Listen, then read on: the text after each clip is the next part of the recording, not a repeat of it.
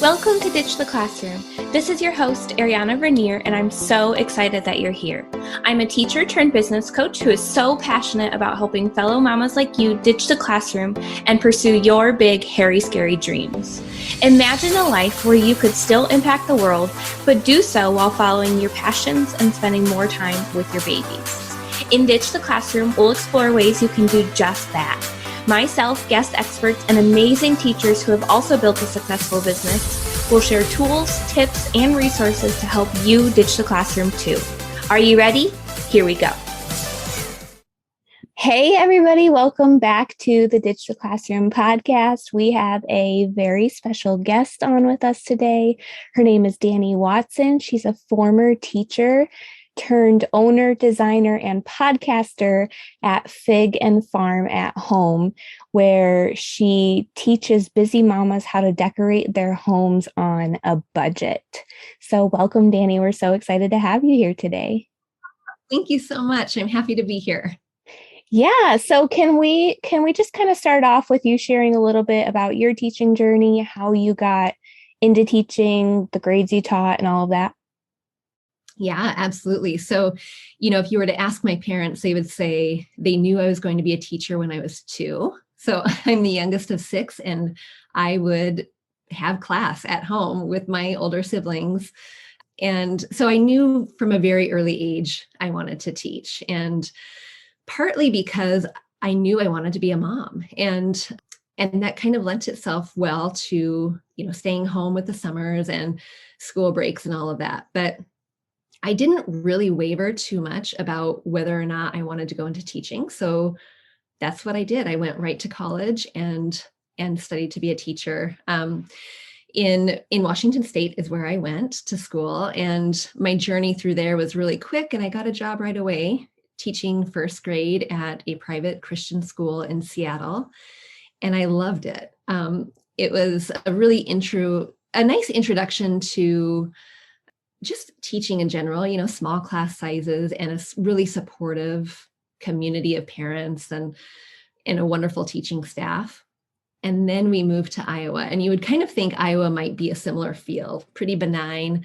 But the community I served when I was teaching there was actually, we got a lot of our children from inner city Chicago. So if you can imagine going from private school in Seattle to school that serves inner city kiddos, there's a dramatic difference. Mm-hmm. And I found that I loved it. It was really, really hard, but I loved it. And I taught first grade there too. And I taught until I had my first kiddo, and decided that teaching full time while his grandparents, they were back at home in Washington and I was in Iowa, it didn't really make sense for me to go and be with other people's babies while I had my baby with someone else. So I ditched the classroom. I see so much of my own story in yours. I see so many similarities. And that's one of the things I love about interviewing former teachers is we all have so many things that are just so similar. My parents knew I was going to be a teacher from like the minute I could speak. And I also wanted to ditch the classroom after having my first baby. So I just love that. And I appreciate you sharing that with us. Is there anything outside of like becoming a new mom that really kind of pushed you to pursue a different path outside of the classroom? Not at all, actually. And in fact, that journey of saying goodbye to teaching was kind of hard. I mean, I loved my baby. I wanted to stay home and invest all of my time into him. But, in our culture, in our society, we define ourselves by what we do. And that was really hard because it took, 8-9 years of teaching for me to really finally own, like, I'm really good at this. This is something I, knowing at an early age, like kind of born to do, like a calling. And, to own that and then to say goodbye was hard. So no, I didn't know right away, actually, other than I wanted to be home with the baby, I didn't know where I was going to go. And in fact, my road from ditching it to where I'm at today is circuitous. I mean, there's not a linear line other than like creativity and kind of harnessing something creative.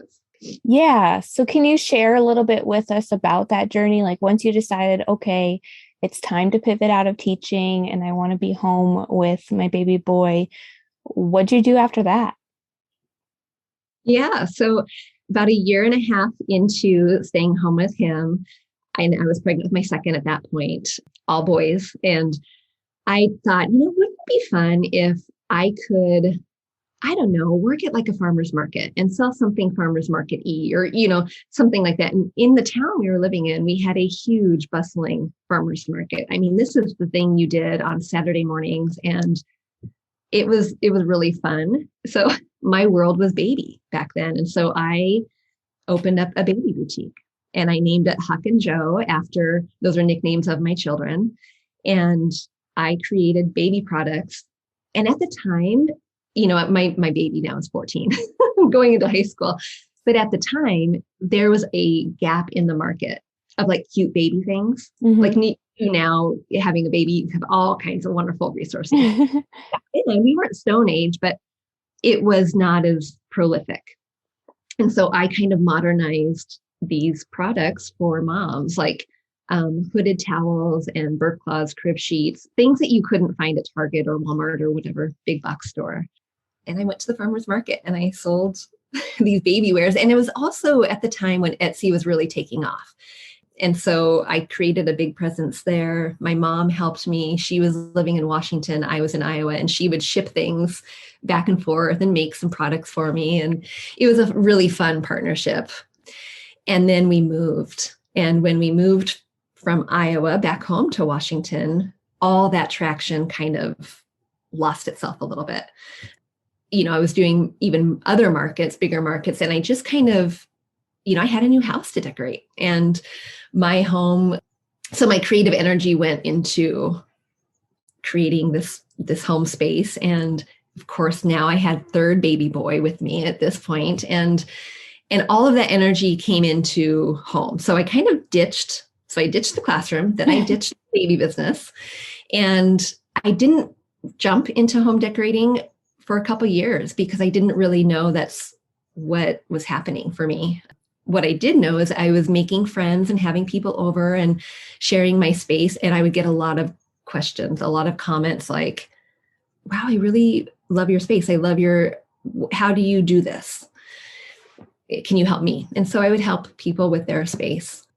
One thing led to another. And I ended up being a contact person for a local realtor, and that realtor wanted to offer home staging for his clients who he was selling homes for. And I did it, and I committed to a year. Of course, I did it for pennies. Like looking back, I'm like, oh my gosh, I probably spent more than I earned, but that was really confidence building and boosting. And at that time, so you see how it's not circuitous. I mean, it is like not linear, but my move from Iowa to Washington, I left a really dear friend, and we thought, gosh, wouldn't it be fun to do something creatively together, even through distance, so that we could fund our friendship, so we could afford plane tickets back and forth to see each other.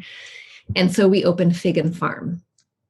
Not Fig and Farm at home yet, because I'm not there yet, and what that was basically curating vintage goods and repurposing items to bring it new life and bring it a little bit more modern. And then of course we had markets, she in Iowa, me here. And now I'm in a brick and mortar in my local town, my small town.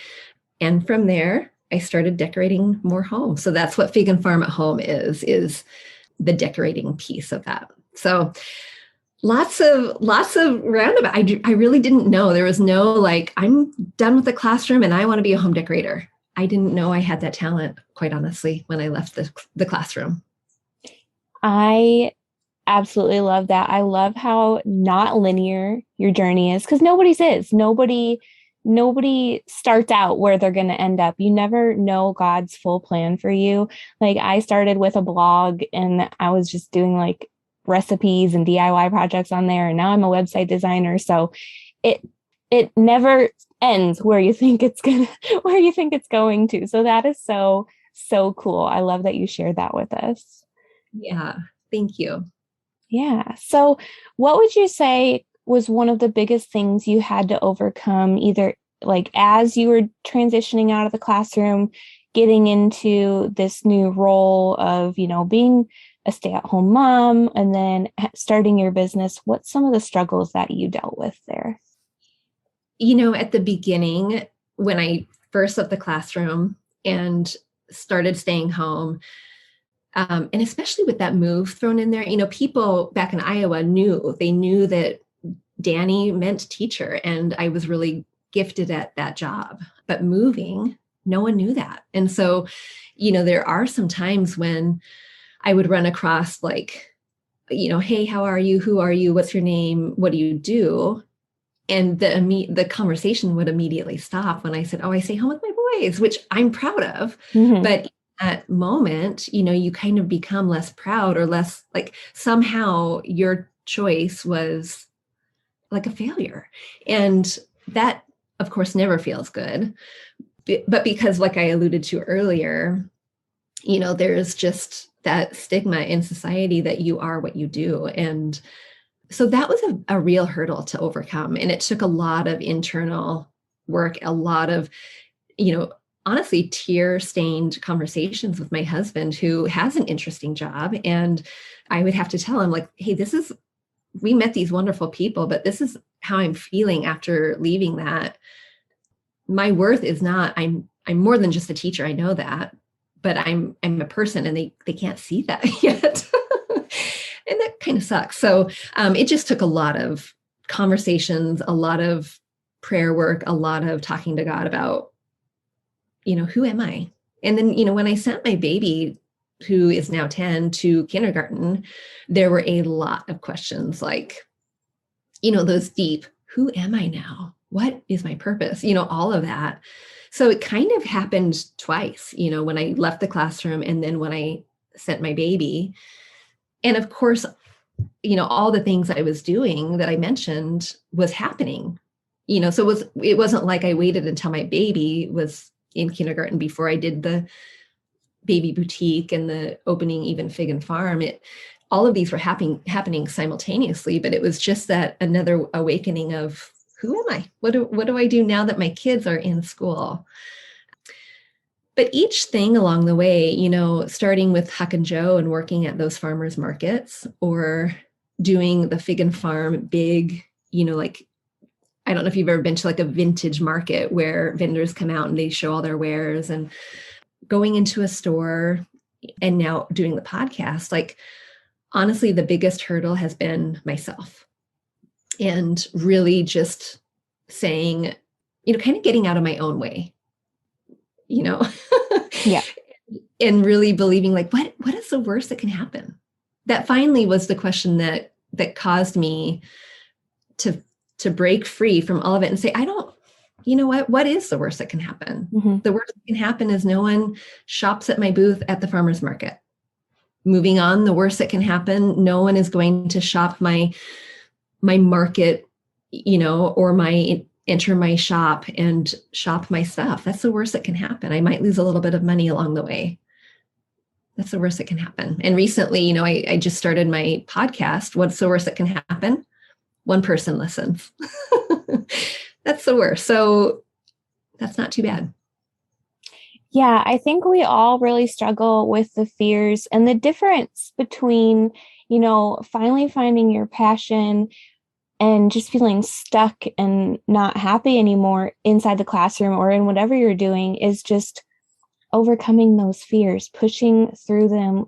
Like, I always say that if you have a dream on your heart, God gave it to you for a reason. And it's not for you to just sit there and dwell on the what ifs. Like, what baby steps can you take to start overcoming those fears and following that dream? And he's going to get you where you need to go, whether you're scared shitless or not. So Exactly. And two, if you have not just a dream, but if you have a passion or like a talent, whatever that is, that's God-given. And what disservice are you doing to him by not sharing that? yeah, So I agree 100%. yeah. So, can you tell us a little bit? Are there any resources that helped you as you were taking the leap out of teaching? Yeah, right away, because I was brand new mom, definitely surrounding myself with community and friends who were at a similar stage in life or even two steps ahead was huge because I didn't know. I mean, these babies don't come with a manual. Nope, they do not. And, you have multiple babies and each one is so vastly different. So community was huge, and surrounding yourself with people who love you, support you, know who you are, and not just know who you are on the surface. They know you. They know you can be vulnerable with them and ask them questions along the way. And, one thing that really helped me in terms of just my parenting, of course, they're inspirational in other ways too, but is making sure I had friends who were two steps ahead of me so that I could watch really closely. I admired how they parented, and I didn't always ask them questions, but I boy, did I pay attention to what they were doing. And, that was really helpful. But, I remember early on, and, baby was like 2 months old and we were having play dates. Like there was a group of moms who were doing play dates. Well, the baby didn't need a play date. You needed the play date. I needed the play date, and I would get so sad if he needed to sleep during it, or if, he was sick and I missed it. So it became a really important thing. Yeah. And then, my first business, Huck and Joe, was born during nap time. So really using my time wisely, that was a good resource, was just his sleep schedule. And once I had two, I was able to, put them on the same schedule relatively quickly. And that was invaluable because I can only nap so much. Right. And so using that to my advantage was important. And that looking back, that was honestly the time when I realized, like, if I could pinpoint the beginning of my decorating career, it was during nap time while I had that other business. Because one day during nap time, I was, couldn't nap and was looking at the walls and thinking, we spend an awful lot of time in this room, and gosh, he naps an awful lot and I'm home an awful lot. And I am just so bored of these walls. And what do I have? I mean, we were like poor as church mice. So I went to the garage and I looked through whatever paint we had left over, and I decided to stripe the walls. And that was my first realization, like, oh my gosh, paint makes such a difference. It can completely transform a space.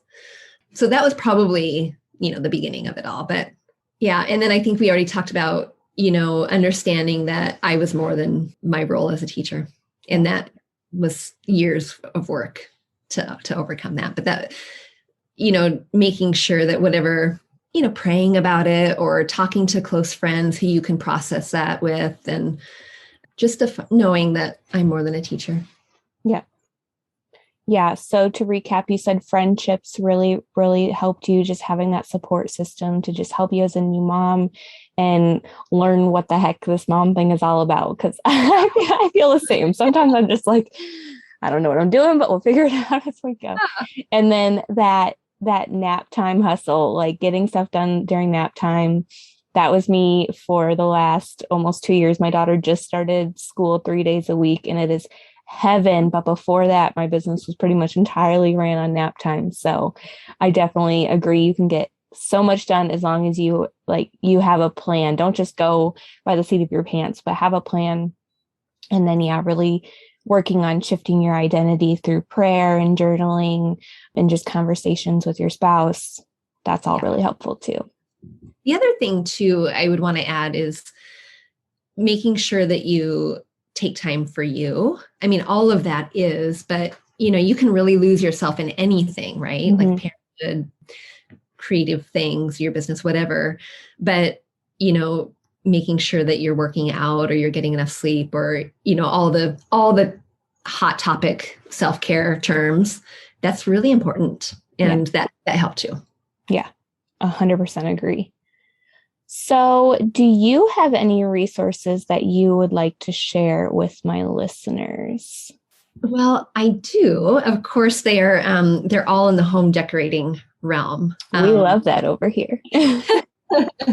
Because I think your environment, especially a lot of us are working from home now, or maybe we're stay-at-home moms, or even if you have any listeners who aren't former teachers or teachers that have to now work from home, we're home a lot. And so creating an environment that serves you is really important instead of you serving your environment. And I teach a lot about that in my Facebook group, talking about that and even breaking through some limiting beliefs for why you might not feel like you even deserve a home that you love.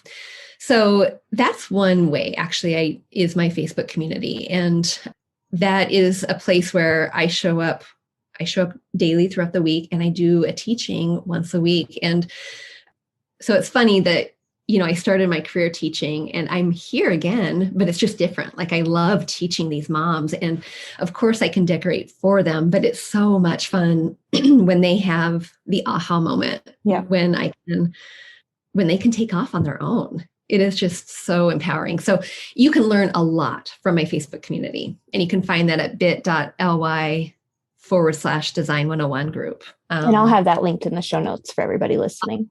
Awesome. The other thing too is my podcast. So I show up weekly with that as well. And we do, of course, lots of talk. I mean, even this idea of social media invading our space and kind of putting like homes on a pedestal and what we should aspire to. And I think there's a huge disconnect between the average home dweller. And I say that because not everyone's a homeowner. Not everyone lives in a traditional home, right? And what we see on Pinterest, Instagram, HGTV shows that we all love, there's such a disconnect. And it's not a bad thing to want a home like that, but I think the average person probably doesn't know how to get from there to there. And so I do a lot of teaching, just practical tips and tricks and all of that on my podcast. And then a freebie that's kind of fun is just five tips you can do this weekend to elevate the look of your home. And I have that for them too. So perfect. Thank you so much. Like I said, I will have those links in the show notes for y'all, so you can make sure to grab those. I'm super excited to listen to your podcast because we are in the middle of renovating our entire RV. So I'm sure that I can use some of your tips. Yeah, that is a space I have never decorated before. So yeah, make sure you reach out if you need some specific help. Yeah, definitely. So real quick, can you just kind of walk us through what your average day looks like? I know it might not be the same, but just kind of, a general overview. Yeah. And, honestly, my average day is going to change next week when my kids go back to school. But I try to work in blocks to make my time more efficient. And that's really important, especially because, my home decorating business is, if you think about it like an umbrella, I have 4 different tiers. I have the podcast, I have a brick and mortar, I have this Facebook community I'm serving into. There's a lot. And so I do have written out, different tasks I want to accomplish during my work blocks each day of the week so that I can make sure I get those done. And then, ultimately I decided to do this, I could have gone back to the classroom. I could have gone back to any traditional job, and I didn't. I wanted to pursue this because ultimately my babies are the reason I love working for myself.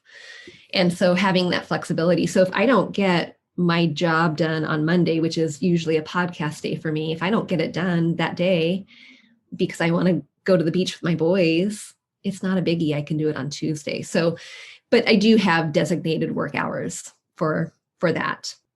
And then every once in a while, I do need to dip into the reserves of hubby is home, he can take the boys, and I can really just focus. But some of that happens with like batch work and, trying to get as much done as I can in one sitting of one thing. So like my social media stuff, for example, or even my podcasts, sometimes trying to get more than one done at a time. And yeah.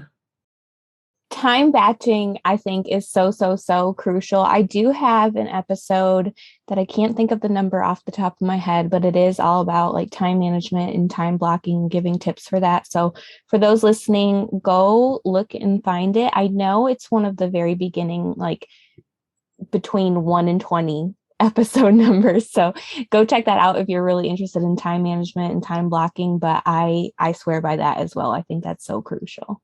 Yeah. And, I want to work, like my boys will be going to school next week and I'm going to be their taxi, dropping them off. And I want to make sure that my work is done by the time I pick them up. Yeah. But I also coach at the middle school and I coach sports. And so I will definitely just need to be done so that I can do that once my sports season starts. So yeah, I want to be present for my family, in the afternoons and evenings and do all the things they're doing. So yeah, being efficient is super important. Yes, very. So I'm going to ask you a question that I ask on every episode. It's one of my favorite questions to ask. If someone wanted to start their Ditch the Classroom journey, but they just felt too overwhelmed, what would you tell them? Oh, I love that question. I would tell them to ask themselves a few questions. One is, if they're feeling that inkling, that little voice that says, I think I need to be done with this. I think I need this little hint of a dream, to explore that and explore it. Don't be afraid to explore. But the other thing is asking themselves, what really is the worst that can happen if you go down that path? And is it that you won't have an income for a year? Well, you might want to rethink that. But if it's just that, maybe you'll have one listener, or maybe you will, your project won't sell, or whatever it is that so bad? But the other thing I would have them think about is looking down the road further, 20 years from now, if they didn't do that, would they regret it? Yeah. So asking themselves all those questions, but really it's about belief in yourself to take the plunge. And can you do it? Yes, you can. Yeah. Amen. Amen to that. Well, it has been such a pleasure having you on the podcast today, Dani. Where can my listeners come connect with you and become your new best friend? Oh, I would love that. They can come connect with me on my podcast, Fig and Farm at Home, Design Happy Living. And wherever podcasts are, you can find me, or on Instagram at Fig and Farm. That's where you get behind the scenes of my crazy life with my boys. And then on my website, figandfarmathome.com. Perfect. Well, thank you so much again for coming on this episode with me. Thank you to those listening. Make sure to go connect with Dani and show her some love, and just thank her so much for coming on with us. And we will see you next week. Bye, y'all. Thanks so much for hanging out with me today. Before you go, make sure you take a minute to subscribe to the show, leave a rating and review, and check out the show notes for a free gift to help you ditch the classroom. If you loved today's episode, can you help me share the message by taking a screenshot, tagging me on Instagram at ariana.vernier, and sharing it with your friends so we can help more mamas ditch the classroom and follow their dreams. Until next week, y'all, keep following the dreams that were placed in your heart so you too can ditch the classroom.